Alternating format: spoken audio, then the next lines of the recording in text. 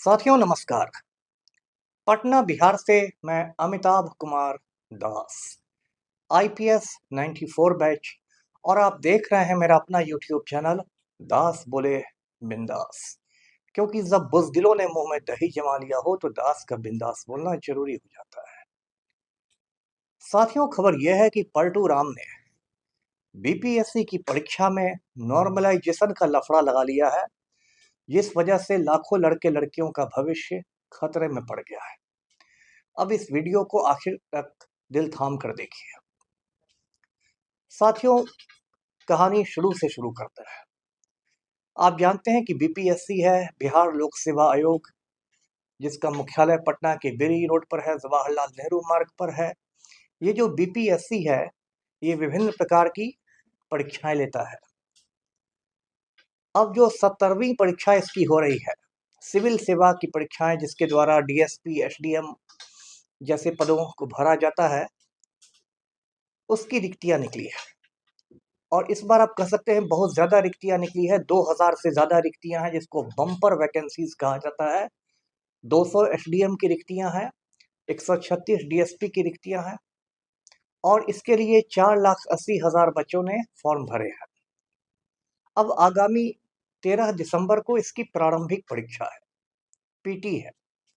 यहाँ तक तो सब कुछ ठीक है, लेकिन उसके बाद क्या हुआ कि बीपीएससी ने एक वही तुगलकी फरमान जारी किया है और कहा गया है कि जो बच्चे परीक्षा देंगे उसमें 3 किस्म के प्रश्न पत्र बांटे जाएंगे। प्रश्न पत्रों के 3 डिफरेंट सेट्स बटेंगे। अब यदि 3 किस्म के प्रश्न पत्र एक ही परीक्षा में बांटे जाएंगे तो फिर रिजल्ट कैसे निकलेगा? हो सकता है कोई प्रश्न पत्र कठिन हो, कोई आसान हो, कोई बीच बीच का हो। तो रिजल्ट निकलेगा नॉर्मलाइजेशन के माध्यम से। और ये नॉर्मलाइजेशन कैसे होगा? ये परसेंटाइल के थ्रू होगा। ध्यान दीजिए, परसेंटाइल, परसेंटेज नहीं। परसेंटेज तो हम आप सभी समझते हैं, स्कूल का बच्चा भी समझता है। परसेंटेज यानी प्रतिशत, जिसको उर्दू में फीसदी कहते हैं। तो वो बहुत आसान तरीका है, वो बहुत पारदर्शी चीज़ है, सबकी समझ में आता है। लेकिन परसेंटाइल जो है एक बड़ी, मतलब एक जटिल प्रक्रिया है। और मैं तो मजाक में कहता हूँ कि अल्बर्ट आइंस्टाइन को छोड़ के कोई नहीं समझता है कि परसेंटाइल में होता क्या है और कैसे निकाला जाता है। अब परसेंटाइल की वजह से क्या होता है कि जो पारदर्शिता होती है वो खत्म हो जाती है परीक्षा की। यदि आप सीधे रिजल्ट निकालते हैं तो कोई भी बच्चा परीक्षा देने के बाद आंसर की से अपने उत्तरों का मिलान कर लेता है और मोटा मोटी समझ जाता है कितने अंक मुझे आएंगे। लेकिन परसेंटाइल में तो ऐसा हो सकता है कि किसी ज़्यादा अंक वाला को कम आ जाए, कम वाले को ज़्यादा आ जाए, और वो कैसे किया गया वो हिसाब किताब भी नहीं किसी को बताया जाता है। मतलब आप ये संक्षेप में समझिए कि धांधली करने का उत्तम प्रबंध रहता है। ये बात समझिए। अब इसी को लेके हंगामा चारों ओर है। आज 5 दिसंबर है, तो कल यानी 6 दिसंबर को पटना में कई संगठनों ने, छात्र संगठनों ने आह्वान किया है बीपीएससी के दफ्तर के सामने धरना प्रदर्शन का। और उसमें 10:30 बजे के आसपास मुझे लगता है हजारों लड़के लड़कियां जमा होंगे, जैसा अभी सिपाही भर्ती में हमने देखा था। तो देखिए, ये परसेंटाइल जो है ये पूरी तरह बकवास चीज़ है। नॉर्मलाइजेशन जो है बकवास चीज़ है। अभी हमारा पड़ोसी राज्य है यूपी, उत्तर प्रदेश, वहाँ समीक्षा अधिकारी की परीक्षा होने वाली थी, सहायक समीक्षा अधिकारी की परीक्षा होने वाली थी। उसमें भी यही परसेंटाइल का बखेड़ा शुरू किया गया। उसका इतना विरोध हुआ कि इलाहाबाद, जिसका नया नाम प्रयागराज है, इलाहाबाद में हजारों लड़के लड़कियां इकट्ठे हो गए यूपीपीएससी के मुख्यालय के सामने। और इतना हंगामा हुआ कि ढोंगी आदित्यनाथ के पसीने छूट गए और उसको वापस ले लिया गया। अब वही चीज बिहार में हो रहा है।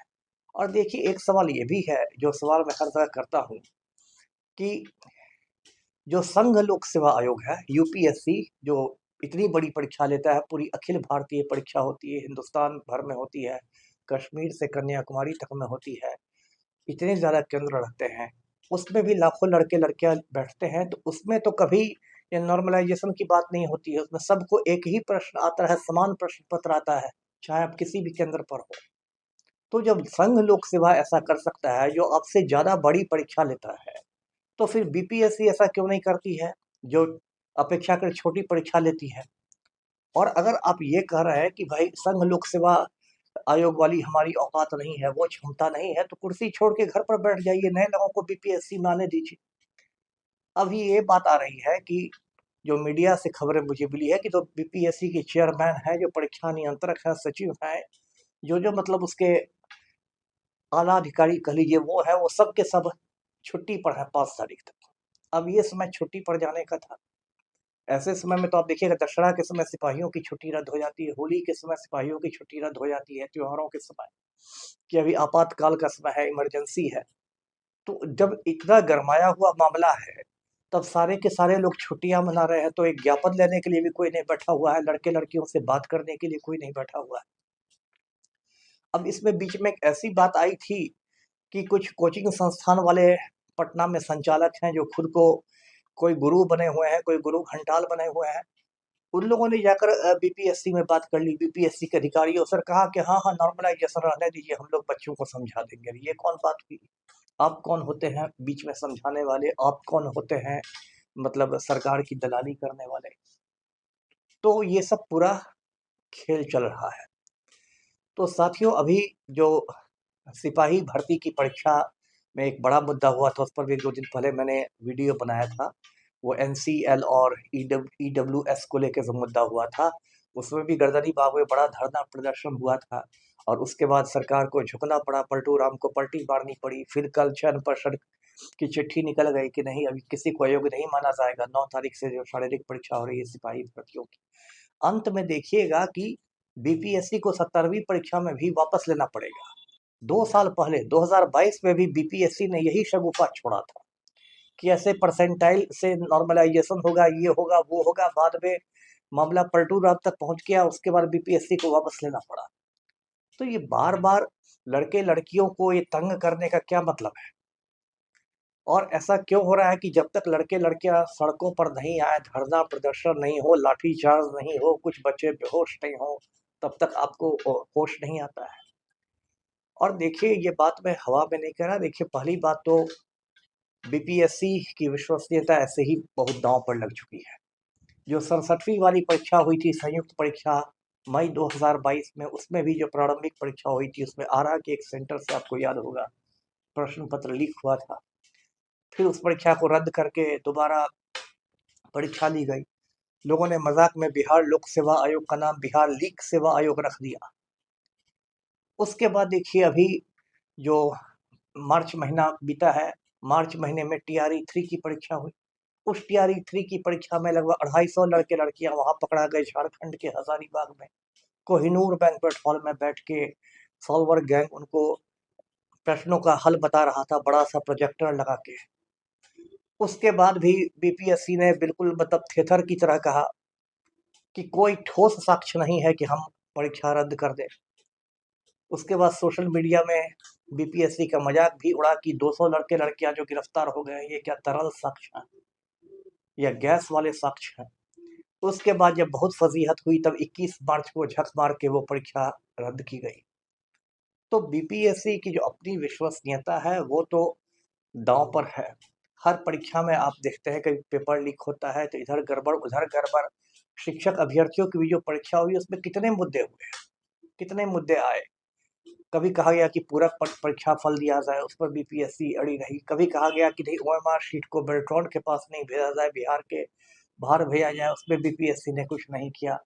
कभी कहा गया कि 1 कैंडिडेट 1 रिजल्ट हो, एक अभ्यर्थी का एक ही जगह परीक्षा फल निकले, उसे बीपीएससी ने नहीं मांगा। कभी कहा गया कि रिजल्ट के पहले डीवी हो, डॉक्यूमेंट वेरिफिकेशन हो, उसको नहीं माना। तो बिल्कुल एक आप कह सकते हैं संवेदनहीनता, संवेदनहीनता। और ये जो संवेदनहीनता है, मुझे इस बात का बहुत दुख है कि पूरे देश के अंदर, मैं सिर्फ बिहार की बात नहीं कर रहा, पूरे देश के अंदर आ गई है। जो सत्ता वर्ग में जो लोग हैं, सत्ताधीश लोग हैं, वो लोग एकदम, उन लोगों ने युवाओं को मजाक बना के रख दिया है। अब जो दिल्ली में बैठे हुए हैं नरेंद्र मोदी जी, 24 घंटे गौतम अडानी के ही जूते साफ करते हैं। उन्होंने युवाओं को मजाक बना दिया है। 2014 में मोदी ने कहा था कि हर साल 2 करोड़ लोगों को नौकरियां मिलेंगी। तो क्या 10 साल में 20 करोड़ नौजवानों को नौकरियां मिल गई? नहीं मिली। अब कहते हैं मोदी जी की पकौड़े तलना भी रोजगार है। तो जो बच्चे डॉक्टर बन गए, इंजीनियर बन गए, जिन्होंने आईआईटी कर लिया, वो अब पकौड़े तलेंगे क्या? तो पूरा मजाक इन लोगों ने रख दिया है। आरआरबी एनटीपीसी की परीक्षा में धांधली होती है, सेना में नियमित बहाली खत्म हो गई है, अग्निवीरों की बहाली हो रही है। यह क्या हो रहा है इस देश के बच्चों के साथ? मैं तो कहता हूं कि देश के तमाम बेरोजगारों को अयोध्या कुछ करना चाहिए कि राम लला हम आएंगे ठेला यही लगाएंगे। ये स्थिति है। और ये पलटू राम को मैं चेतावनी देता हूं कि भाई बेरोजगारों पर ज्यादा लाठियां नहीं चलवाइए। 11 महीने बाद बिहार में आम चुनाव है, और यदि सारे बेरोजगार एक हो गए ना तो मुख्यमंत्री को बेरोजगार करके बैठा देंगे। और पलटू राम को मैं ये भी याद दिलाना चाहता हूं कि आप खुद भी छात्र आंदोलन की ही उपज हैं। 50 साल पहले 1974 में बिहार में छात्र आंदोलन हुआ था, जेपी के नेतृत्व में। पलटू ने वहीं से राजनीति शुरू की थी। और आज सत्ता का नशा ऐसा हो गया है कि आप बच्चों की बात सुनने के लिए तैयार नहीं है। तो साथियों, यही मैं अपील इस चैनल के माध्यम से करूंगा कि आंदोलन को बिल्कुल शांतिपूर्ण करें, पीसफुल करें, कानून के दायरे में करें। और जिस तरह सिपाही अभ्यर्थियों के मामले में हमारी जीत हुई है, उसी तरह बीपीएससी के मामले में भी हम जीतेंगे। वीडियो को लाइक कीजिए, शेयर कीजिए और चैनल को सब्सक्राइब कीजिए। धन्यवाद। जय हिंद।